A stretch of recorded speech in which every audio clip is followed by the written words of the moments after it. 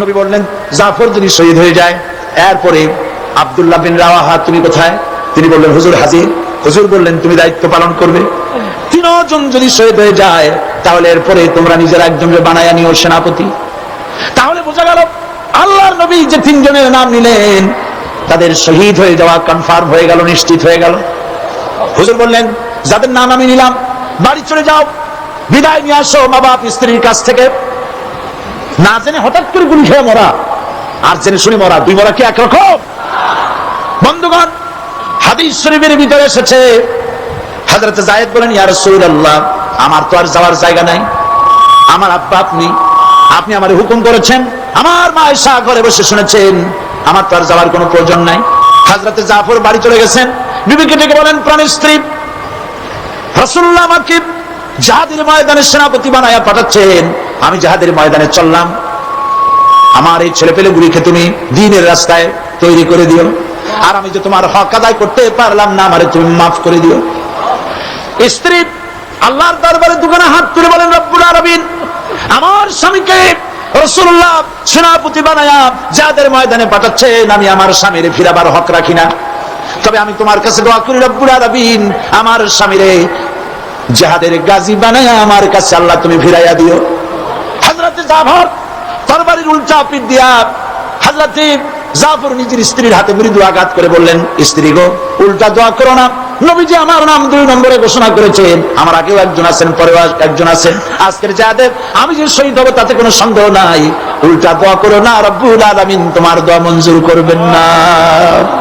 হযরত জাফর বিদায় সালাম দিয়ে রওনা করলেন, আর স্ত্রী কাঁদতেছে, পিছনে বাচ্চারা আব্বা আব্বা বলে দৌড়াচ্ছে। হযরত জাফর বীর মুজাহিদ রাসূলুল্লাহর দিকে অগ্রসর হতে লাগলেন, পিছনে তাকায় দেখলেন না কারা কান্দে কারা দৌড়ায়। হযরত আব্দুল্লাহ ওই রাত ছিল তার বাসর সজ্জা, নতুন বিয়ে করেছেন, বাসর সজ্জার রাত, তিনি চলে গেলেন নিজের বাড়িতে। বাড়িতে গিয়ে দেখেন রুমের ভিতর স্ত্রী তেলাওয়াত করতেছেন, তিনি বাইরে দাঁড়ায় বলছেন স্ত্রী গো একটু তেলাওয়াত থামাও, আমার একটু কথা শোনো, নবীজি আমাকে জিহাদের ময়দানে সেনাপতি করে পাঠাচ্ছেন, আমি চললাম, আমি তোমাকে দেখি নাই, তোমার কোনো হক আদায় করতে পারি নাই, আজকে রাত ছিল বাসর সজ্জার রাত, কোনো হক আদায় করতে পারলাম না, আমারে মাফ করে দিও। স্ত্রী বলছে প্রাণের স্বামী মেহেরবানি করে একটু ঘরে আসেন, রাসূলুল্লাহ আপনাকে জিহাদের ময়দানে পাঠাচ্ছেন, আমি অনুনয় বিনয় করে আপনাকে ফিরাবো না, একটু ঘরে আসেন। হযরত আব্দুল্লাহ বলেন না ঘরে আসবো না, ঘরে ঢুকলে পরে তোমাকে দেখতে পরে আমার মনের ভিতরে ভালোবাসার সৃষ্টি হয়ে যেতে পারে, আমি ভিতরে আসবো না। স্ত্রী বলছেন প্রাণের স্বামী আল্লাহর কসম করে বলি আপনাকে দেখলে পরে প্রেম নিবেদন করব না, দেখতে চাই শুধু এই জন্যে, আমি শুনেছি আপনি একজন সুদর্শন সুপুরুষ, একবার মাত্র বিয়ের আগে দেখছিলাম, একটা বার আপনাকে পুনর্বার একটুখানি চেহারাটা ভালো করে দেখে রেখে যেতে চাই, যাতে করে কিয়ামতের দিন অসংখ্য মানুষের ভিতরে আপনারে আমি স্বামী বলে চিনে নিতে পারি। হযরত জাফর বলেন প্রাণের স্ত্রী তুমি যদি ধৈর্য ধরে থাকো আমাকে দেখার কোনো প্রয়োজন নাই, আর তুমি যদি ধৈর্য ধরে থাকতে পারো আমার শাহাদাতের পরে কিয়ামতের দিন আল্লাহ রাব্বুল আলামিন জান্নাতের ভেতরে তোমারে আমার স্বামী স্ত্রী হিসেবে পরিচয় করাইয়া দিবে। তিনজন জিহাদের ময়দানে ঝাঁপিয়ে পড়লেন, হযরত যায়েদ অসংখ্য মানুষ নিধন করে শহীদ হয়ে গেলেন।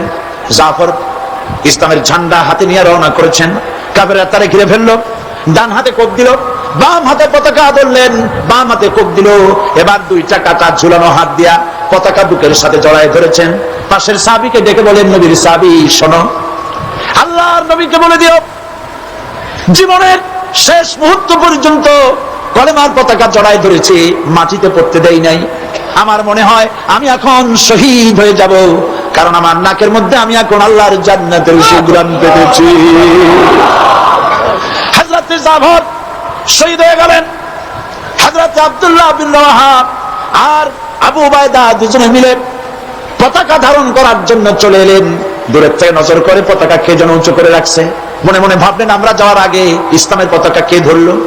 কাছে গিয়ে দেখেন হযরত জাফরের পা কাটা, 2 পা কেটে কাফেররা 2 দিকে ফেলে দিয়েছে, 2 হাত কেটে 2 দিকে ফেলে দিয়েছে, দেহটা একদিকে ফেলায় রাখছে, আর শূন্য মাথাটা, শুধু মাথা একদিকে পড়ে থেকে ইসলামের পতাকা কামড়ায়া উঁচু করে ধরে লেগেছে।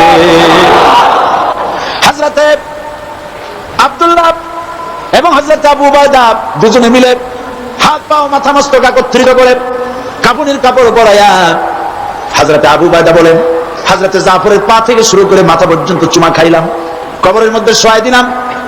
রাতের বেলায় আমি যখন ঘুমাইছি স্বপ্নে দেখি হযরত জাফর আল্লাহর জান্নাতের ভিতরে ফেরেশতাদের সাথে উড়ে বেড়ায়। আমি প্রশ্ন করলাম, জাফর, আল্লাহ রাব্বুল আলামিন তোমার সাথে কি ব্যবহার করলেন? হযরত জাফর বলেন, ভাই আবু উবাইদা, আল্লাহ আমাকে জান্নাতের নাজ নেয়ামত দিয়ে বলেছেন, জাফর তুমি আমার কাছে আর কি চাও? আমি বলেছি, আল্লাহ কিচ্ছু চাই না, আর একবারে জমিনে পাঠায় দাও, তোমার দিন কায়েমের জন্য কাফেরদের বিরুদ্ধে লড়াই করে জীবনটা আর একবার দিয়ে আসি। আমার বন্ধুগণ, আল্লাহর দিন কায়েমের জন্য, আল্লাহর দিন কায়েমের জন্য রক্ত দেওয়ার জন্য প্রস্তুত থাকতে হবে। আল্লাহ রাসূল নিজে রক্ত দিয়েছেন, রাসূল নিজে রক্ত দিয়েছেন, সাহাবায়ে কেরাম দিয়েছেন, তাদের রক্তের বিনিময় ইসলাম এই পর্যন্ত এসেছে। আজ পৃথিবীতে 140 কোটি মুসলমান এই পৃথিবীতে বসবাস করে, কিন্তু মুসলমানের সেই ইজ্জত আজ আর নাই। ঠিক কিনা? ঠিক কিনা?